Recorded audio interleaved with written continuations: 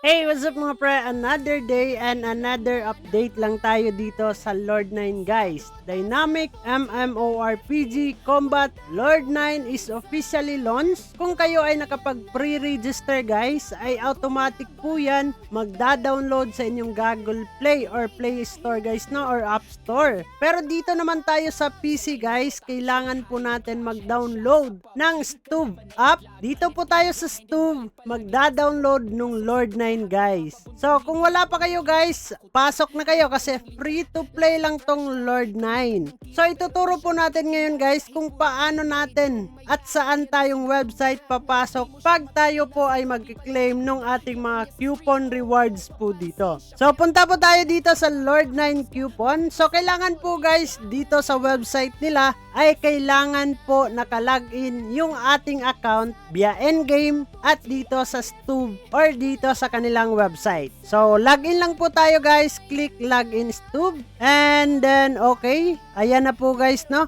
And then click ko lang itong ano ko guys, itong guguli-guli. So click guguli-guli and then piliin niyo lang po yung inyong account dito na nabind doon sa Endgame. So click po natin yun guys. And then okay. So guys, yung ating coupon, kukunin ko yung coupon natin kasi nalagay ko dyan sa description box. So kunin nyo po guys. So limited time lang po yan guys no. Pag nag-limit na po yan ay hindi na po natin magagamit. So meron din silang mga paalala dito no. Reminders lang. So guys, coupon rewards will be delivered to the selected characters Endgame mailbox. Coupon rewards are restored for 60 days after registration. So please guys, claim na natin yung ating mga coupon code within the period nga daw dito. So expired coupons ay hindi na po natin magagamit. And then coupons that have already been redeemed cannot be reused nga daw ito guys. And then ang ibang coupons ay merong restricted po yan guys no, depende sa world observers po natin na ginamit po natin dito. And then guys, usage and limit of expiration dates may vary